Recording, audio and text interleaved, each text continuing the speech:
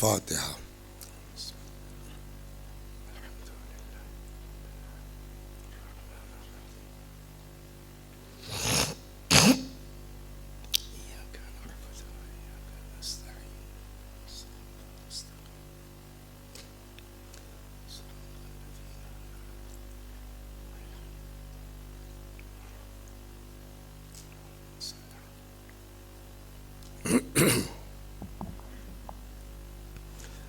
لا حول ولا قوة إلا بالله العلي العظيم. أعوذ بالله من الشيطان الرجيم.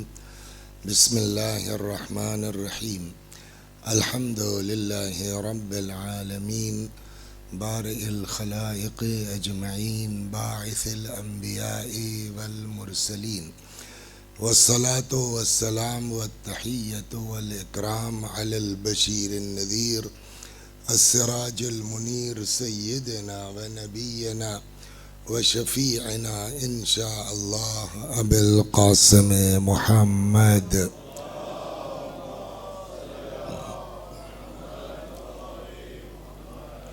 اللهم صل عليه وعلى أهل بيته مظاهر جلالك وجمالك واللعن على أعدائهم أجمعين.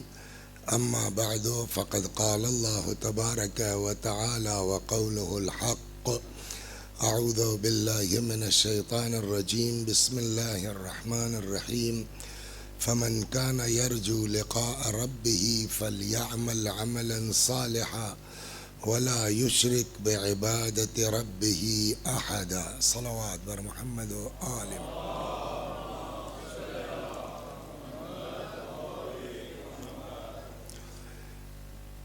ارشاد حضرت حق جل وعلا ہوتا ہے کہ جس کو بھی یہ توقع ہے کہ ایک نہ ایک دن خدا کی بارگاہ میں جانا ہے، فَلْيَعْمَلْ عَمَلًا صَالِحًا، تو اس کو چاہیے کہ نیک عمل بجا لائے. لیکن نیک عمل بھی کافی نہیں ہے جب تک کہ اس کے اندر للہیت نہ ہو، اخلاص نہ ہو. چنانچہ اگلا فقرہ یہ ہے کہ وَلَا يُشْرِكْ بِعِبَادَةِ رَبِّهِ أَحَدًا، اور پھر انسان کو چاہیے عمل صالح کے ساتھ ساتھ کہ وہ اس عمل میں کسی کو اللہ کا شریک قرار نہ دے.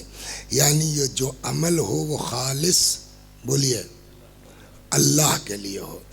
اور اگر واقعاً خالص اللہ کا عمل دیکھنا ہے، دیکھیے بہت سی چیزیں ایسی ہیں کہ جس کو آپ روایات مل جائیں گی، احادیث مل جائیں گی، قرآن میں مل جائیں گی، لیکن عملی نمونہ اگر آپ چاہتے ہیں کہ واقعاً اللہ کے لیے ہے تو وہ آپ کو کربلا میں ملے گا.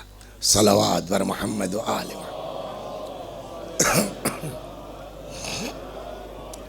جب آدمی عمل خدا کے لیے کرتا ہے تو پھر وہ یہ نہیں دیکھتا کہ نتیجہ کیا ہے، پھر وہ یہ دیکھتا ہے کہ اللہ کی رضا کس میں ہے، خدا خوش کس میں ہوتا ہے. چنانچہ صفین میں معاملہ بالکل قریب ہے، اور خیمے تک تلوار لے کے مالک اشتر بولیے پہنچ گئے. ادھر سے امام کا آدمی پہنچتا ہے، جس حالت میں واپس ہو جاؤ. ہم آپ ہوتے تو کیا کرتے؟ اٹھا ہوا ہاتھ نیچے آ گئے امیر المومنین کے پاس. میں کہوں گا مالک جھنجھٹ ختم ہوئے. پوری کربلا اگر آپ غور فرمائیں، پوری کربلا ایک مالک اشتر کی تلوار پر رکی ہوئی ہے. اگر اس دن مالک اشتر تلوار چلا دیتے اور قصہ ختم ہو جاتا تو جب باپ ہی نہ ہوتا تو یزید کے بیٹھنے کی نوبت ہی نہ آتی. لیکن اٹھا ہوا ہاتھ نیچے آ گیا. میں کہوں گا مالک کیا کیا آپ نے؟ جھنجھٹ ختم کر دیتے، مار دیتے، قصہ تمام ہوتا. آ کے مولا کے سامنے ہاتھ جوڑ لیتے، مولا اب تو غلطی ہو گئی، اب مجھ کو مار دیجئے اور کیا کیجئے گا. کم از کم ہمیشہ کے لیے معاملہ ختم تو ہو جاتا، جنگ تو جیت لیتے. عجب نہیں مالک جواب دیں گے ہمارا مزاج جنگ جیتنا نہیں ہے، ہمارا مزاج اطاعت ہے۔ صلوات بر محمد و آل محمد۔ اور یہی چیز اگر بطور اتم آپ دیکھنا چاہتے ہیں تو کربلا کے میدان میں ملے گی، ورنہ کیا کچھ قوت و طاقت اللہ تبارک و تعالی نے حضرت ابوالفضل سلام اللہ علیہ کو نہیں دی ہے۔ اور اگر حضرت عباس اپنی پر آ جاتے، چاہ لیتے، تو پھر کربلا کا نقشہ دوسرا ہوتا۔ ایک صلوات پڑھیے تو ایک چیز میں آپ کو توجہ دلاتا ہوں، پھر کربلا کا نقشہ دوسرا ہوتا۔ کربلا کے میدان میں یزیدی فوجوں سے بحث نہیں ہے ہم کو، 25,000 تھی، 30,000 تھی، 1 لاکھ تھی، 4 لاکھ تھی، اس سے بحث نہیں۔ اس کے علاوہ اسپیشل فورس تھی کربلا میں، 2 طرح کی روایتیں ہیں۔ بعض روایتوں میں ہے 4,000 اور بعض روایتوں میں 10,000۔ یہ اسپیشل فورس تھی فرات کے کنارے، جس کا کام کیا تھا؟ کچھ نہیں، بقیہ جنگ سے اس فوج کا کچھ لینا دینا نہیں تھا۔ اس 4,000 فوج کا کم ہی مان لے تو یہ ایک آدمی کے لیے 4,000 بھی کم نہیں ہے۔ اس 4,000 فوج کا صرف مقصد یہ تھا کہ ایک قطرہ پانی امام حسین سلام اللہ علیہ کے خیمے تک نہ جانے پائے۔ یہ پورا مقصد تھا اس فوج کا۔ تو ظاہر سی بات ہے ان کو چوکنا رہنا ہے نا۔ سوال، 4,000 یا 10,000 فوج فرات کے کنارے ہے کہ کوئی پانی لینے نہ پائے، تو حضرت عباس فرات میں کیسے داخل ہو گئے؟ دیکھیے کچھ چیزیں وہ ہیں جس کا ہمارے پاس عقلی اعتبار سے کوئی جواب نہیں ہے۔ سوال ہے کہ نہیں بھائی، جب تمہارا کام یہی ہے تو عباس گئے کیسے فرات میں؟ اچھا ایک بات، دوسری بات یہ ہے کہ کیا جناب عباس تلوار لے کے گئے تھے؟ کیا حضرت عباس کو جنگ کی اجازت تھی؟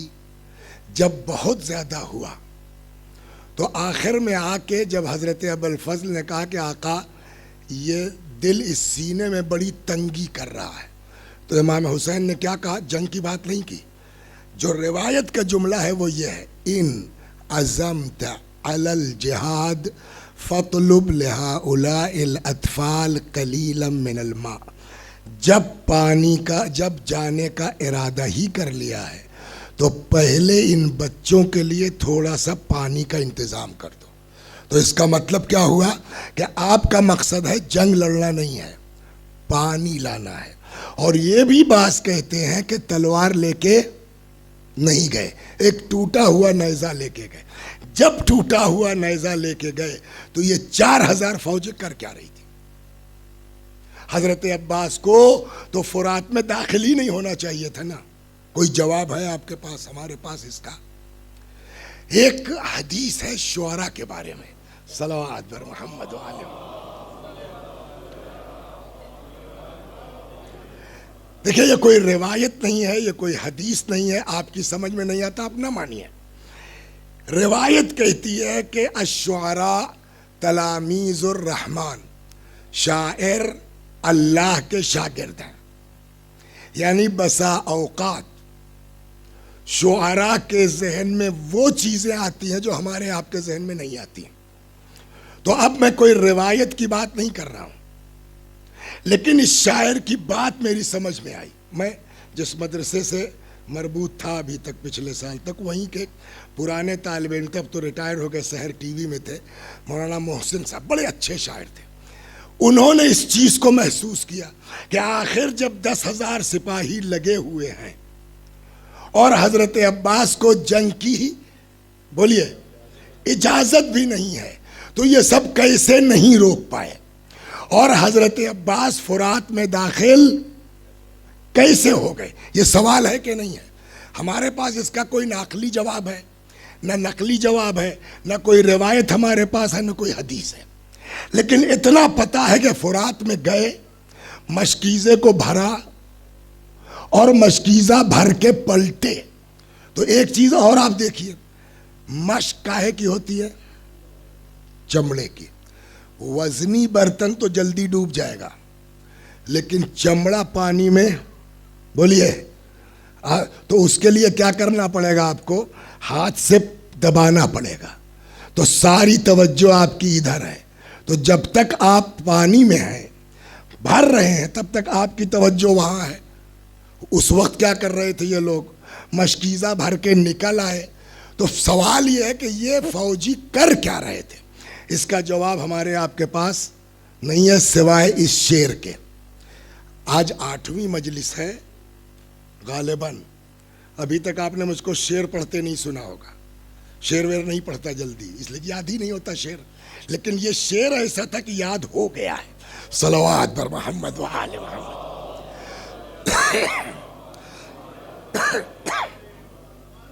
حالانکہ بڑی دعائیں کی, بڑی منتیں کی, سمجھ گئے آپ.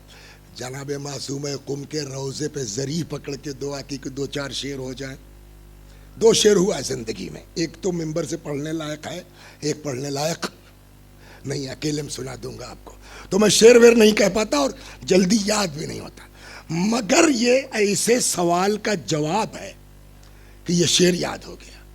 اعتراض سمجھ میں آ گیا نا کہ جب 4000 کی اسپیشل فوج لگی ہوئی ہے اور اس کا کام یہ ہے کہ کچھ ہو جائے, امام کے خیمے تک ایک قطرہ پانی نہیں پہنچنا چاہیے, تو یہ سارے فوجی کر کیا رہے تھے؟ حضرت عباس کیسے چلے گئے فرات کے اندر؟ اب اس چیز کو وہ شاعر کہتے ہیں کہ جیسے ہی حضرت عباس کو گویا ان سپاہیوں نے, یزیدیوں نے آتے دیکھا, تو اب آپس کی ان کی گفتگو ہے. اب وہ شاعر کہتا ہے یہ گھاٹ چھوڑ دو, بس جان لے کے بھاگ چلو. یہ گھاٹ چھوڑ دو, بس جان لے کے بھاگ چلو. وہ دیکھو دریا پہ آتا ہے موت کا طوفان. صلوات بر محمد و آل. اس کے علاوہ کوئی جواب نہیں ہے. یہ گھاٹ چھوڑ دو, بس جان لے کے بھاگ چلو. وہ دیکھو دریا پہ آتا ہے موت کا. یعنی اس کا کیا مطلب ہوا کہ ایسی دہشت تھی حضرت باب الحوائج سلام اللہ علیہ کی کہ لڑنا تو دور کی بات, دور سے آتا دیکھا, گھاٹ چھوڑ کے فرار کر گئے. اور اگر فرار نہیں ہوئے تو فرات میں داخل کیسے ہوئے؟ مشکیزے کو بھرا. یہ تو اچھا اب وہ تو متوجہ ہیں نا, مشکیزہ بھرنے میں بھاگ گئے. تیر سے مار دو, قریب آنے کی ہمت نہیں ہے. نیزہ پھینک کے مار دو, قریب آنے کی ہمت نہیں ہے. اس کا مطلب یہ ہوا کہ حضرت ابوالفضل سلام اللہ علیہ کو دیکھ کے یہ بھاگے تو اتنی دور جا کے رکے کہ تیر کی رینج میں بھی نہیں آ رہے تھے. آپ غور کر رہے ہیں؟ یہ تو جب ان کو پتا چلا. ایک اور صلوات اور ایک چیز اور سنا دیا. ابھی واپسی فرات سے بعد میں فرات میں داخل ہوئے, مشکیزہ بھرا. آگے کیا روایت ہے سنتے رہتے ہیں. چلو لیا, میں پانی لیا, اس کے بعد بولیے پھینک دیا. جو روایت کا جملہ ہے وہ یہ ہے فَذَكَرَ عَطَشَ الْحُسَيْنِ وَعِيَالَهُ وَرَمَى الْمَاءَ بِيَدِهِ. چلو میں پانی لیا, حسین اور ان کے بچوں کی پیاس یاد آئی, پھینک دیا. آپ کے یہاں پاکستان میں ایک جگہ ہے ٹیکسلا, وہاں ایک بزرگ شخصیت گزری ہے بشیر حسین صاحب, فاتح ٹیکسلا کہا جاتا ہے. ان کے سگے بھانجے ممتاز بھائی ابھی زندہ ہے, اللہ ان کو طول عمر دے. تو دہلی میں خمسہ پڑھ رہا تھا, اسے ہی کافی دن ہوا, 20-25 برس ہوا, تو میں نے یہ مصائب پڑھ دیے. چلو میں پانی لیا, امام اور ان کے بچوں کی پیاس یاد آئی, وَرَمَى الْمَاءَ بِيَدِهِ, پانی ہاتھ سے پھینک دیا, پیاسے نکل آئے. مجلس ہو گئی, لوگوں نے گریہ کر لیا. اب جب واپس بیٹھے تو وہ کہنے لگے کہ مولانا آپ نے یہ کیا پڑھا کہ امام حسین اور ان کے بچوں کی پیاس یاد آئی؟ میں نے کہا تو کہنے لگے اس کا کیا مطلب ہوا؟ تو بھولے کب تھے جو یاد آئی؟ دیکھیے بات جو صحیح ہے اس کو ماننا پڑے گا. اگر ہم یہ پڑھتے ہیں کہ حسین اور ان کے بچوں کی پیاس یاد آئی تو یہ ماننا پڑے گا نا کہ ابھی تک یاد نہیں تھی. میں نے کہا بھائی اعتراض آپ کا درست ہے, آپ کے اعتراض کو میں مانتا ہوں, بٹ کتابوں میں یہی لکھا ہے. اب اگلے سال آؤں گا تو دیکھا جائے گا. پھر کس کو یاد رہتا ہے. محرم آیا, ایک جگہ میں اشرا پڑھ رہا تھا تو وہاں سے قم سے 2 طالب علم آئے تھے. انہوں نے کہا وسیع صاحب اگر کتاب کی ضرورت ہو تو بتائیے. میں نے کہا لاؤ یار محرم میں مقتل ہی پڑھا جائے. اب دیکھیں جب خدا کسی کی مدد کرتا ہے, میں نے یوں ہی کتاب کھولی تو وہاں رائٹر نے بھی یہی اعتراض اٹھایا تھا کہ فذکر عطش الحسین, امام حسین اور ان کے بچوں کی پیاس یاد آئی, ورمى الماء بيده. انہوں نے لکھا امام حسین اور ان کے بچوں کی پیاس بھولے کب تھے, جو یاد آئی. تو میں چوکا, یاد آ گیا سال بھر پرانا اعتراض. اب پڑھنا شروع کیا تو بڑی اچھی بات. کہنے لگے دیکھیے یہ ساری گڑبڑ جو اردو میں ہوئی ہے وہ ترجمے کی بنیاد پر ہوئی ہے. ذکرہ کے معنی یاد آنا کیسے ترجمہ کیا آپ نے؟ یہ بھی تو ہو سکتا ہے کہ ذکرہ کے معنی یاد کرنا. فذکر ان نفعت, تم مجھ کو یاد کرو میں تمہیں یاد کرتا ہوں. فذکر عطش الحسین, حسین کی پیاس یاد آئی نہیں. فذکر عطش الحسین, حسین کی پیاس یاد کی. دونوں میں فرق ہے. تو کہ فرق کیا ہے؟ کہ دیکھیے عباس کے القاب میں ایک لقب کیا ہے بولیے؟ عبد صالح. عباس کو پتا ہے کہ اب میری زندگی کا آخری وقت ہے. امام کی پیاس کو یاد کرنا بھی ایک عبادت ہے. تو چلتے چلتے میں آقا کی پیاس کو یاد کر لوں تاکہ چلتے چلتے عبادت ہو جائے. تو وہ جو چلو میں پانی لیا دھوکے میں نہیں کہ یاد آیا اور پھینک دیا, نہیں, چلو میں لیا یاد کرنے کے لیے تاکہ چلتے چلتے ایک عبادت کر لی جائے. لہذا فذکر عطش الحسین, اتفاقاً پانی لیا یاد آئی نہیں, یاد کرنے کے لیے عبادت کی خاطر چلو میں پانی لیا. اور اس کے بعد جب عبادت ہو گئی ورمى الماء بيده, چلو سے پانی پھینک دیا, پیاسے نکل آئے. صلوات پر محمد و آل.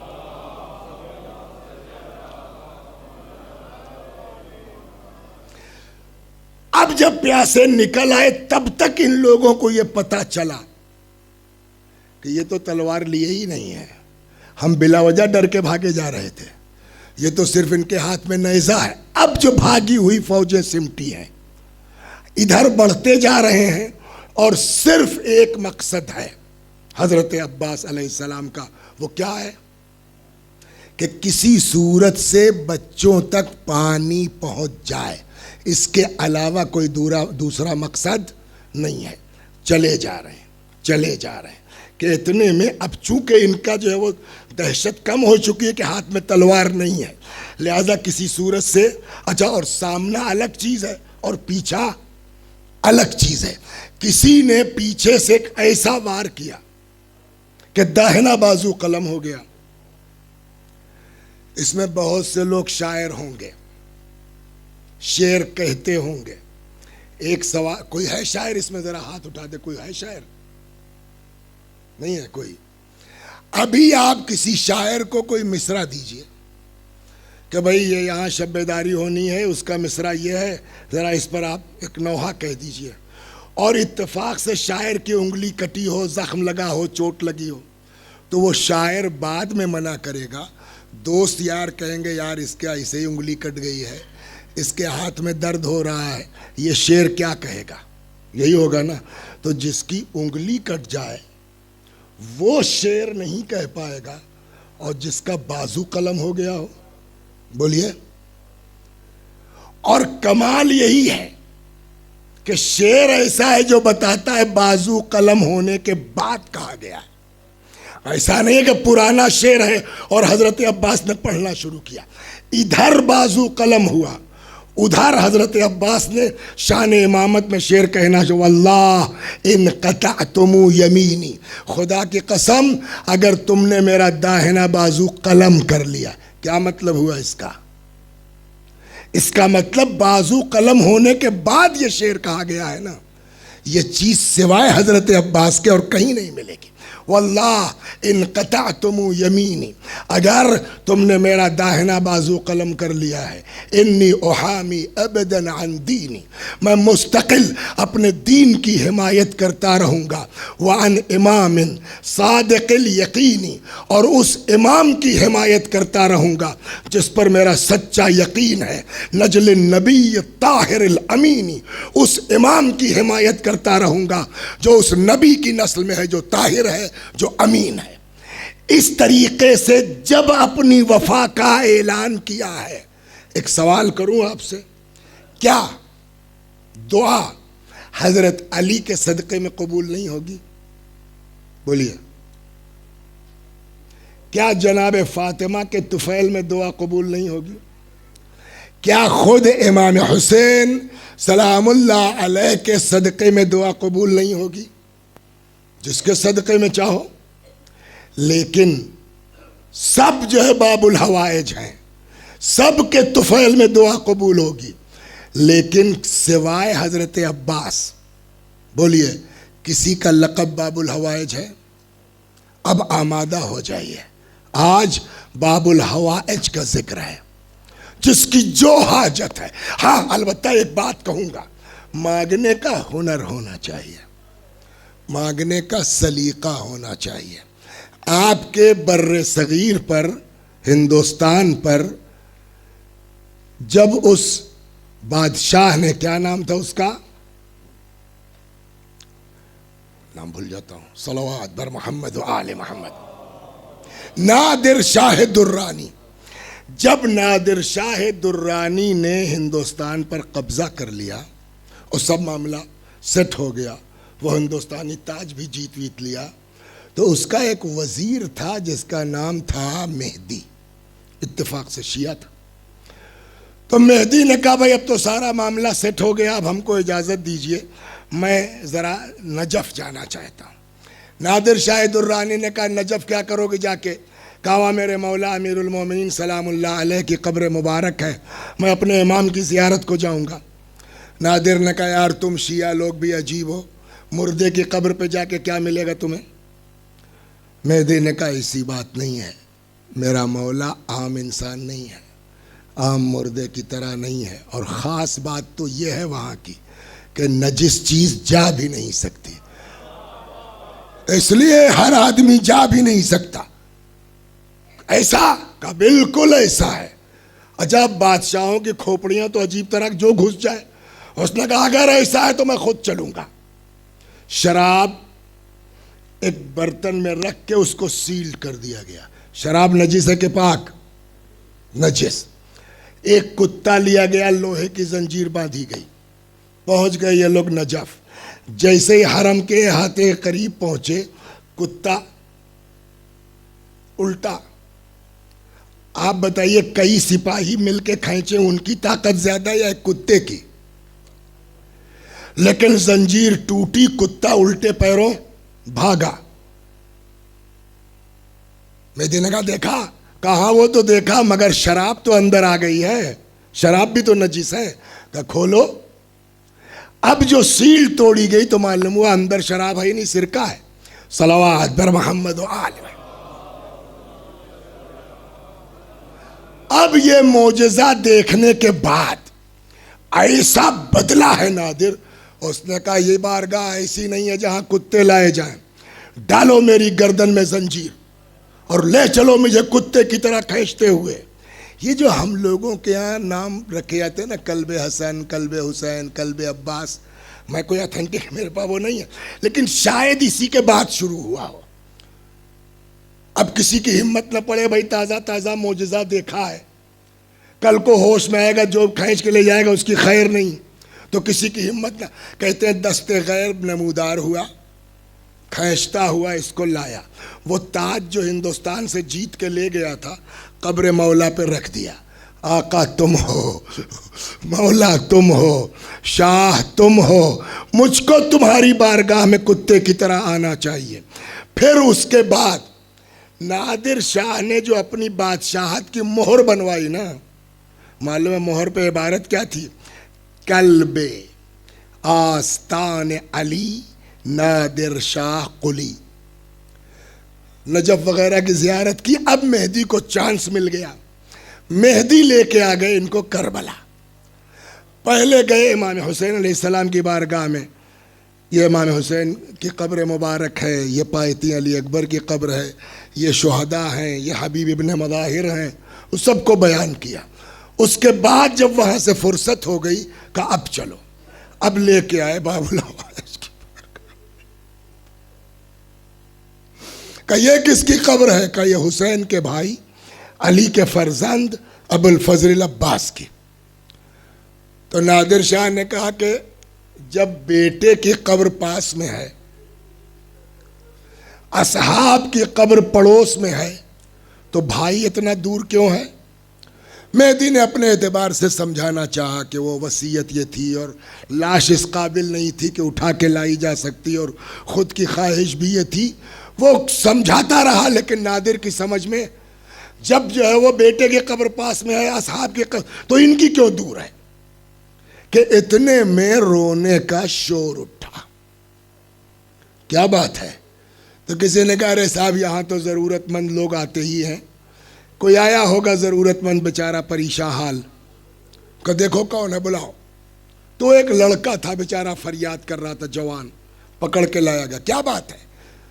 مجھے وہ منظر ابھی تک یاد ہے کہ ماہ مبارک رمضان رات میں میں ایسے ہی لیٹ کے پڑھ رہا تھا. جب اس قصے کو پڑھا اٹھ کے بیٹھ گیا اور سوچنے لگا کتنے خوش قسمت لوگ ہیں جن کے یہاں اتنی اچھی رسمیں پائی جاتی ہیں.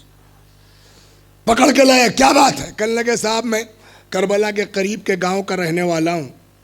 ہمارے گاؤں کی رسم یہ ہے کہ جب شادی ہوتی ہے تو رخصتی کے بعد شوہر اپنی بیوی کو رخصت کرا کے سیدھے گھر نہیں جاتا.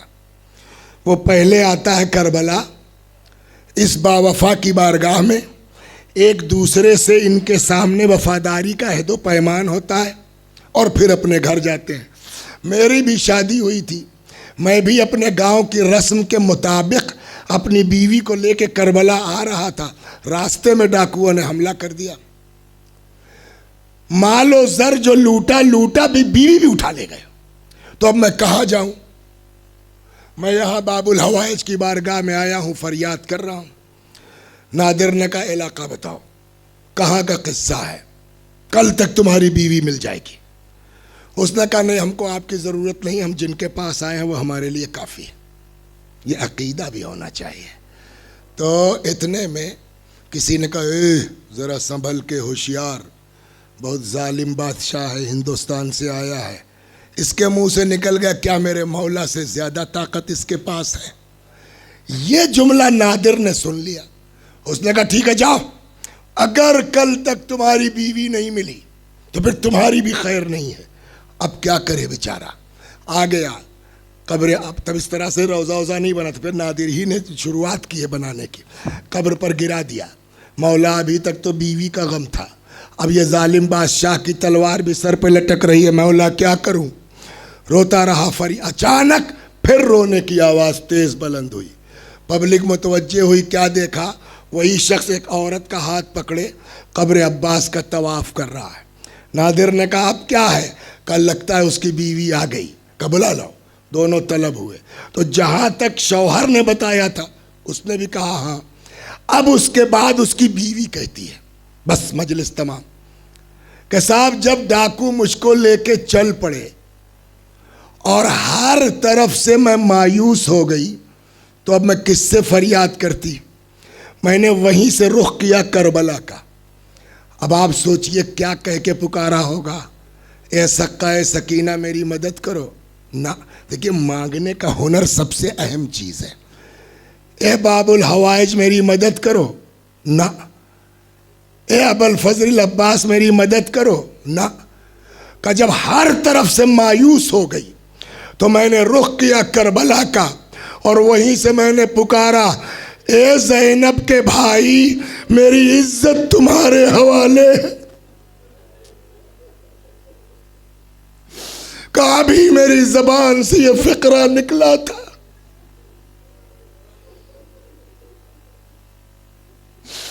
یا ابو الفضل،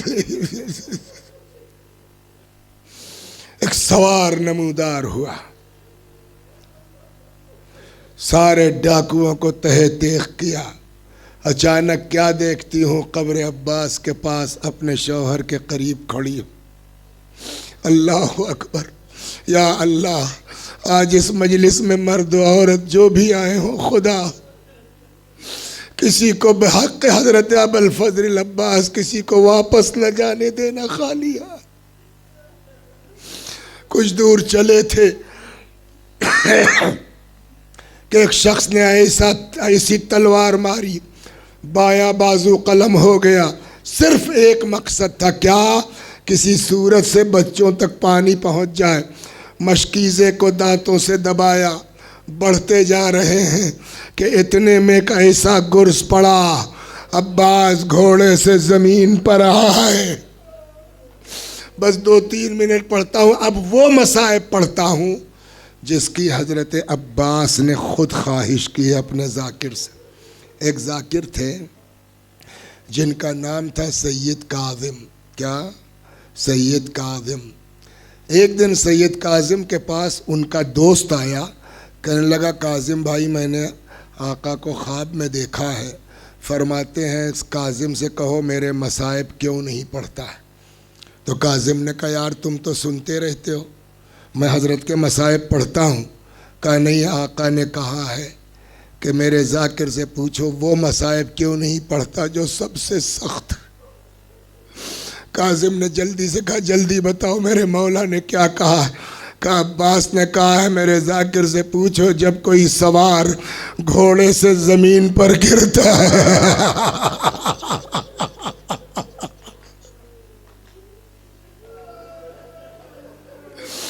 اپنے ہاتھوں کو ٹیک دیتا ہے، ارے جس کے جسم پہ بازو نہ ہو۔ اللہ اکبر۔ یہ ایک اور ایک خود حضرت کی خواہش اور مجلس میں نے تمام کی۔ گھوڑے سے زمین پر آئے، آواز دیا اخا ادرک اخا۔ امام حسین کے کانوں میں عباس کی آواز پہنچی، تیزی کے ساتھ عباس کے سرہانے آئے، سر کو زانوؤں پہ رکھ لیا، بھائی بھائی سے باتیں کر رہا ہے۔ کوئی خواہش ہو تو کہیے، کوئی تمنا ہو تو کہیے۔ آقا میری لاش خیمے میں نہ لے جائیے گا، کیوں؟ میں نے بچوں سے پانی کا وعدہ کیا تھا میں نہیں چاہتا ہوں کہ بغیر پانی کے میری لاش بھی بچوں کے سامنے جائے۔ دوسری خواہش ہم بھی بچپنے سے سنتے آئے ہیں، آپ نے بھی سنا ہوگا۔ دوسری خواہش یہ ہے آقا کہ ایک آنکھ میں خون ہے، ایک آنکھ میں تیر ہے، سوچتا ہوں چلتے چلتے آپ کی زیارت کر لوں، آنکھوں کا خون صاف کر دیتے ایک بار آپ کی زیارت کر لیتا۔ قم جیسی جگہ ہے، خوب توجہ مجلس تمام۔ کوئی خطیب بیچارہ تھا، وہ یہی داستان سنا رہا تھا۔ مجلس کے بعد ایک بزرگ عالم دین آئے، کہنے لگے بیٹا ایسی روایتیں مت پڑھا کرو جو اتنی سخت ہوں، خاص کر کے جن کی سند ضعیف ہو۔ وہ بیچارہ چھوٹا تھا، ان سے چپ ہو گیا۔ جنہوں نے ٹوکا تھا وہ کہتے ہیں رات کو میں نے خواب میں دیکھا حضرت عباس کو تشریف لائے ہیں، فرماتے ہیں تم کربلا میں تھے؟ بس تمام کیا۔ تمہیں پتہ ہے تیر کا قصہ کیا ہے؟ میں بتاؤں تم کو؟ جی مولا۔ کہا جب دونوں بازو میرے قلم ہو گئے کہ اچانک آن کے آنکھ میں ایک تیر لگا، ہاتھ ہوتا تو ہاتھوں سے تیر نکال لیتا، پہلے تو سر کو جنبش دی کہ کسی صورت سے تیر نکل جائے، جب تیر نہ نکلا تو ترکیب یہ نکالی سر کو جھکا کے بازو زانوؤں سے دبا کے سر اٹھا لے تاکہ تیر نکل جائے، کہ اتنے میں پیچھے سے گرز پڑا، عباس کا سر شگافتہ ہوا۔